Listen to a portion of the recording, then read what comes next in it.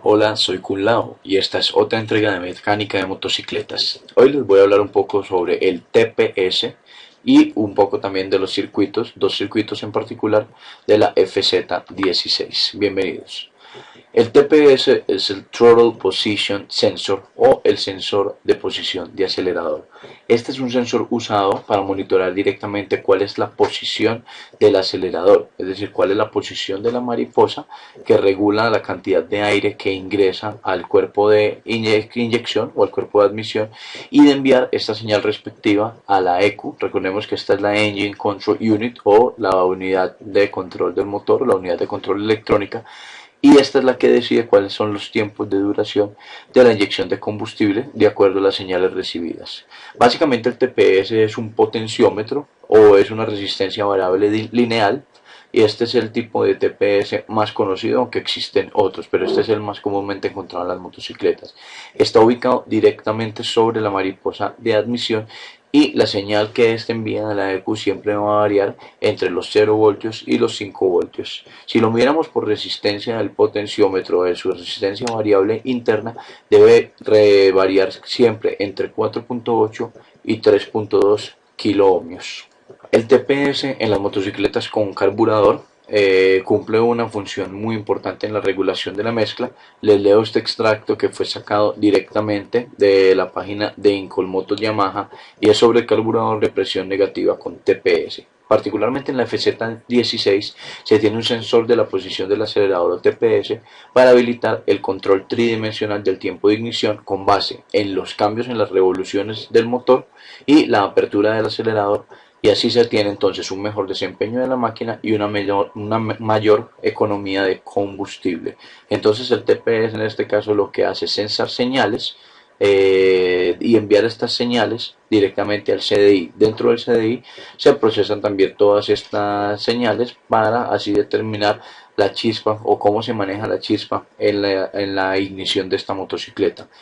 Esto se da particularmente en momentos en los que hay discrepancia entre las revoluciones del motor y la apertura del acelerador. Por ejemplo, cuando se está subiendo una montaña, en la cual normalmente tenemos el acelerador abierto a fondo, pero las revoluciones del motor no son muy altas por las deficiencias en potencia del motor. Exactamente lo mismo sucede cuando vamos en bajada. Es decir, tenemos la posición del acelerador casi completamente cerrada, pero las revoluciones del motor son muy altas porque generalmente vienen, como decimos, amarrando el motor. Ahora les voy a comentar cómo se comprueba, cómo se revisa el funcionamiento del TPS en motocicletas de carburador y en motocicletas de inyección. La comprobación en el carburador es bastante corta y sencilla. Tenemos aquí, como vemos en la imagen del lado derecho, lo normal sería conectar el cable positivo en el número 1, el azul, y el negativo, el número 2, al cable negro azul.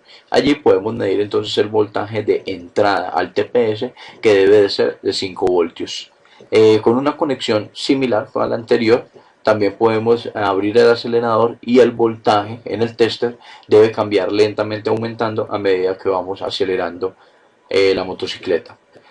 También tenemos una salida del TPS en la posición completamente cerrada que podemos revisar, debe estar entre 0.65 y 0.65 voltios, y para esta necesitamos conectar el positivo en el número 3, que es el amarillo. El tester debe ir conectado en el número 3, en su terminal positiva, en este cable amarillo. El cable negativo sí permanece conectado en el número 2, que es el cable que ya habíamos mencionado, como el negro azul.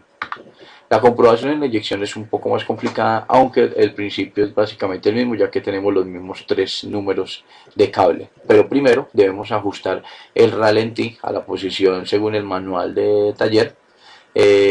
Comenzamos entonces haciendo una conexión del cable positivo del tester al terminal azul marcado con el número 1 y el negativo al negro azul marcado con el número 2, que serían entonces el del lado izquierdo y el del lado derecho. Allí debemos medir una resistencia máxima que debe estar entre 4 y 6 kiloohmios a 20 grados centígrados. La otra comprobación sería entonces conectar el cable positivo al amarillo, que es el número 3, que es el central, y el negativo permanece conectado en el negro azul número 2, que es el del lado derecho de la imagen. En esta la resistencia debe cambiar gradualmente al abrir el acelerador, aunque los valores acá no son muy precisos, por lo tanto no se recomienda seguir estrictamente este rango de valores. Simplemente es verificar que sí varíe cuando abrimos el acelerador. Pero unos valores, un rango promedio de valores en los que se nos puede variar es entre unos 520 a 900 ohmios como mínima resistencia y entre 4 y 6 kilo ohmios como máxima resistencia, nuevamente a 20 grados centígrados. Otra comprobación sería conectar el cable positivo al azul, número 1 nuevamente en el lado izquierdo, y el negativo al negro azul, que es el número 2 en el lado derecho, y aquí podemos medir la tensión de salida, que debe ser de entre 4.95 y 5.05 voltios. Esto se mide con el TPS conectado. El TPS entonces nos va a mostrar una tensión de salida en este rango de voltaje, siempre debe estar muy cercano a los 5 voltios. Una última comprobación sería conectar el cable positivo al amarillo, que es el número 3 nuevamente en el lado, en el centro, perdón, y el negativo lo conectaríamos al negro azul número 2, que es el del lado derecho. Luego aflojamos los tornillos del TPS y se ajusta el ángulo hasta que la tensión de salida del TPS en estos dos cables que tenemos conectados está entre 0.53 y 0.83 voltios, ya que al aflojar los tornillos esta tensión cae completamente y realmente estaríamos midiendo la tensión base o la tensión mínima del TPS. Después de hacer esta comprobación y este ajuste, debemos apretar nuevamente los tornillos. Ahora les voy a hablar un poco de los circuitos. El primero es el circuito de arranque de la FZ16. Se los voy a explicar brevemente. Comenzamos con una conexión a tierra y un cable negativo hacia la batería, el cual es esta de acá del centro, y de aquí salimos por un cable positivo. En este punto en el que estamos hay una bifurcación o una división de la energía. Una fluye hacia el motor de arranque, pero interrumpida por el relé de arranque que está en este punto, y vamos a hablar de ella en un momento. Mientras que la otra continúa hacia arriba y pasa a través del fusible principal. La energía que continúa por este camino entonces debe pasar primero por el switch principal. Cuando abrimos entonces el switch de la motocicleta, esta energía puede continuar fluyendo y de aquí de este punto vendría entonces hacia el switch del run o el switch de parada de motor. Debemos activar el run entonces para que la energía pueda continuar fluyendo a partir de este sistema o a partir de este circuito. Entonces del run la energía continuaría y se vendría hacia el relé de corte de arranque a energizar la bobina de ese relé de corte de arranque, y también la energía podría continuar a partir de este hacia el relé de encendido, el cual les voy a mostrar en un momento. Para que este relé de corte de arranque pueda funcionar, la bobina que activa este relé debe hacer polo a tierra por medio de dos sistemas diferentes. El primero sería salir a tierra por medio del clutch, el cual tiene un switch también, es decir, cuando presionamos el clutch activaríamos esta conexión hacia la tierra. O la otra opción es un poco larga aquí en el dibujo y es la que viene aquí hacia arriba, y es cuando estamos con la motocicleta en neutra. Cuando la motocicleta se encuentra en neutra, lo que sucede es que este switch también de acá de este dispositivo se cierra y nos permite hacer una conexión a tierra. Entonces o la neutra o el clutch nos pueden permitir hacer esa conexión a tierra. Cuando sea la conexión a tierra, entonces, como les comenté, el relé del corte de arranque se activa la bobina y cierra el circuito en este punto, activando entonces el flujo de energía a través de este switch. Entonces, así como les comenté ahorita, la energía sí podría fluir hacia la bobina del relé de arranque. Este relé de arranque está recibiendo solamente energía por este lado que les acabo de mostrar, pero si observamos en este otro circuito, también debe recibir una conexión a tierra, el cual se lo va a dar el switch del starter, que es el que presionamos siempre con la mano derecha.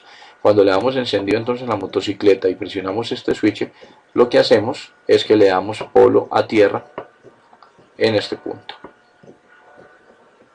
Así, cuando se energiza entonces la bobina de este relé de arranque, lo que hacemos es que permitimos que el relé en su parte interna cierre el circuito y continúe fluyendo la energía hacia el motor de arranque.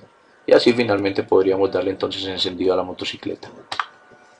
El otro circuito es el circuito de la luz delantera de la FZ16. Les voy a comentar la parte inicial rápidamente, ya que pues ya la vimos en la diapositiva anterior. Nuevamente comenzamos entonces por un polo tierra y un cable negativo, pasamos por la batería, pasamos por el fusible principal y de aquí nos venimos para el switch principal. Cuando abrimos el switch principal entonces podemos hacer un energizado de las luces de la motocicleta, aunque tenemos dos caminos disponibles. En el primer camino, que es el de más abajo, se los voy a explicar primero por ser más corto. La energía puede fluir hacia el tablero de la motocicleta y ya en este punto pues energizaría, iluminaría el tablero, pero ese no es el que nos interesa en este momento. El que nos interesa es este segundo circuito en el cual la energía sube hasta el switch de las luces y aquí tenemos dos posiciones, que es la posición inicial o la posición de la luz media y la posición de las luces bajas y altas en donde funciona ya el principal. Entonces si miramos el de la luz media, que es el circuito del lado izquierdo y es el que estoy siguiendo en este momento, la energía fluiría entonces a través de este cableado hacia la farola y activaría entonces este bombillo, que es el que llamamos el bombillo de luz media o el cocuyo, y se cerraría el circuito entonces haciendo un polo a tierra en su parte inferior. El otro circuito que les comento entonces, cuando ya llevamos el switch de las luces completamente encendido o hasta el punto de la posición on, que es el extremo de este switch, la energía bajaría entonces por este circuito del lado derecho, aquí en la parte central, y de aquí llegaría al dimmer o al variador de las luces, el conmutador de las luces, el cual me va a regular entre luces altas y luces bajas, dependiendo entonces del circuito que active. Si activo el circuito de luces bajas, bajaría entonces por el lado derecho y activaría el bombillo con su filamento de bajas, el cual ya tiene también su conexión a tierra, pero si activo el circuito de altas, entonces la energía fluiría por el lado izquierdo y me activaría entonces el filamento de altas, el cual también tiene la misma conexión a tierra y así lograríamos entonces encender la luz de la motocicleta. Esto ha sido todo por hoy, espero les haya gustado y gracias por ver, que tengan un feliz día.